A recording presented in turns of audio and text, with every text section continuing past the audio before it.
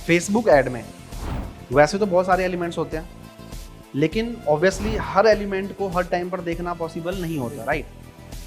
तो कौन सी ऐसी चीज़ें हैं जो आपके लिए मस्ट टू लुक आफ्टर है, जो सबसे इम्पोर्टेंट या सबसे ज़्यादा कह लो कि बिजनेस के लिए या परफॉर्मेंस के हिसाब से सबसे इम्पोर्टेंस रखती है, सबसे ज़्यादा इम्पोर्टेंस रखती है? सर सबसे पहले तो creative. Okay, first thing is creative.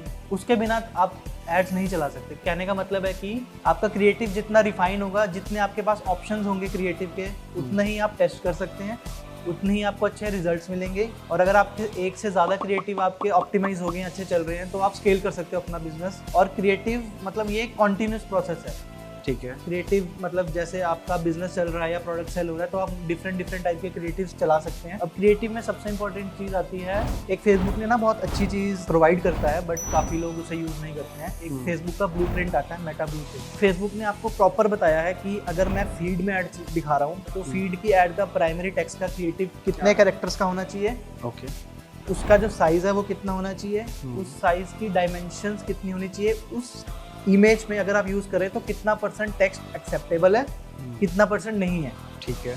Same आता है वीडियो में। ओके, वीडियो में उसने फेसबुक करता है, रील का फॉर्मेट अलग है।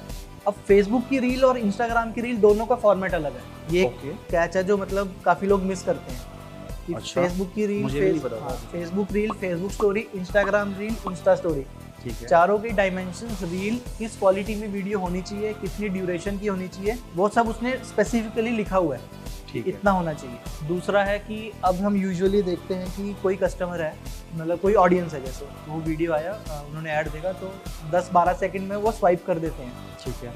तो दूसरे मैं देखता हूँ कि जो मैं क्रिएटिव चला रहा हूँ, तो उसमें जो मेरा प्रोडक्ट है, उसके फीचर्स या कोई मैं ऑफर दे रहा हूँ, तो वो स्टार्टिंग के 5-7 सेकंड में कवर अप हो जाए, ताकि कस्टमर उस वीडियो से एंगेज रहे, ठीक है। ये होना चाहिए। आपकी वीडियोस का लेंथ जो चला रहे हैं, मतलब फेसबुक कहता है कि 15 से 30 सेकंड का होना चाहिए, बट मैं ट्राई करता हूँ कि 10 से 15 सेकंड की वीडियो क्रिस्प, शॉर्ट, और जो उसके वीडियो के कंटेंट है, मतलब जो उसका कलर्स है, वो बहुत ब्राइट और अपीलिंग होना चाहिए, ताकि वो आई ग्रैबिंग हो, ठीक है। सिमिलर एक जैसी वीडियोस नहीं होनी चाहिए।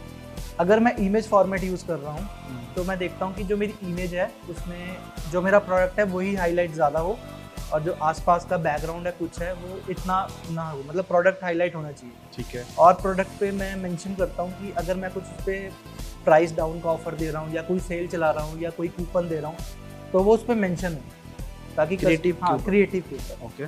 अब फेसबुक ने ये चीज़ें भी देनी है, ऑप्शन स्टार्ट किया है क्रिएटिव में, कि आप अपने ऐड क्रिएटिव के नीचे, जो आपका क्रिएटिव है ना, उसके नीचे ही फेसबुक में आपको कूपन कोड दे देगा जो आपकी वेबसाइट पे है, तो वो उसने ऑटोमेटिकली फेच कर लिया है कि आपके इस प्रोडक्ट पे ये कूपन चल रहा है, ठीक है। अगर आपको उसको इनेबल करना है तो आप उसको एक्टिव कर सकते हैं, डिसेबल करना है तो डिसेबल, ठीक है। इनेबल करने से क्या होगा कि कस्टमर ने अगर शॉप नाउ पे क्लिक कर लिया, उसने कूपन देख लिया, तो उसको बार बार कूपन मैनुअली डालने की जरूरत नहीं है चेकआउट पे, ऑटो अप्लाई, हाँ वो ऑटो अप्लाई हो जाएगा। तो ये काफ़ी चीज़ें हैं, मतलब इन चीज़ों को मैं क्रिएटिव के लेवल पे ध्यान रखता हूँ, ठीक है। ये तो होगा क्रिएटिव।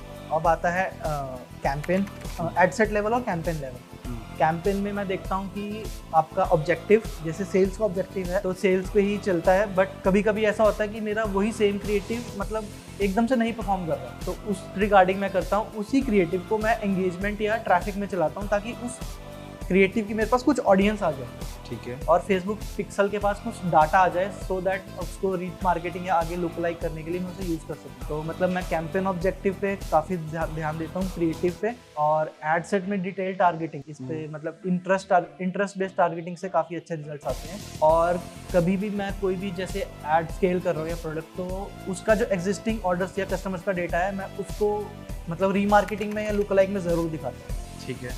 क्योंकि हमेशा ऐसा नहीं है कि नई ऑडियंस ही आपका प्रोडक्ट बाय करेगी, आपकी एग्जिस्टिंग ऑडियंस से भी आपको ऑर्डर्स आने के चांसेस होते हैं। और इसके अलावा बजट, सर बजट बहुत इंपॉर्टेंट चीज़ है।